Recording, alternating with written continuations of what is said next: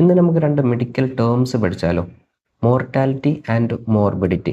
ഒരു അസുഖം വന്നു കഴിഞ്ഞാൽ ആ അസുഖം കാരണം മരണപ്പെടാൻ എത്രത്തോളം സാധ്യതയുണ്ട് അതാണ് നമ്മൾ മോർട്ടാലിറ്റി എന്നുകൊണ്ട് ഉദ്ദേശിക്കുന്നത്. ഇനി മോർബിഡിറ്റി ആണെങ്കിൽ ഒരു അസുഖം വന്നു കഴിഞ്ഞാൽ അത് കാരണം നമ്മളെ ഫ്യൂച്ചർ ലൈഫിന് എത്രത്തോളം ബുദ്ധിമുട്ട്, അതായത് നമ്മുടെ ലൈഫ് സ്റ്റൈലിനെ എത്രത്തോളം ബാധിക്കാൻ സാധ്യതയുണ്ട്, അതാണ് മോർബിഡിറ്റി. നമുക്ക് എക്സാമ്പിൾ വെച്ച് നോക്കാം. ഇപ്പോൾ ഒരു ഹാർട്ട് അറ്റാക്ക് വരുന്നു, അങ്ങനെയാണെങ്കിൽ മരണപ്പെടാനുള്ള സാധ്യത കൂടുതലാണ്. അപ്പോൾ അതിന് ഹൈ മോർട്ടാലിറ്റി എന്ന് പറയും.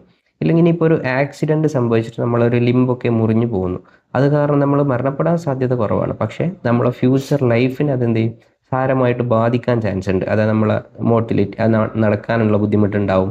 അതുപോലെ നമ്മൾ ലൈഫ് സ്റ്റൈൽസിന് ഒരുപാട് ചേഞ്ചസ് ഉണ്ടാവും. നമ്മൾ വേറെ ആൾക്കാരിൽ ഡിപ്പെൻഡ് ചെയ്യേണ്ടി വരും. നമ്മൾ നേരത്തെ ചെയ്തൊരു വീഡിയോ ഉണ്ട്, ഇപ്പോൾ ഒരു ബ്രെയിൻ ഈറ്റിംഗ് അമീബ, ഇതുപോലുള്ള ഡിസീസിനൊക്കെ മരണസാധ്യത വളരെ കൂടുതലാണ്. അതായത് ഏകദേശം ഒരു 97% മരണപ്പെടാനാണ് സാധ്യത.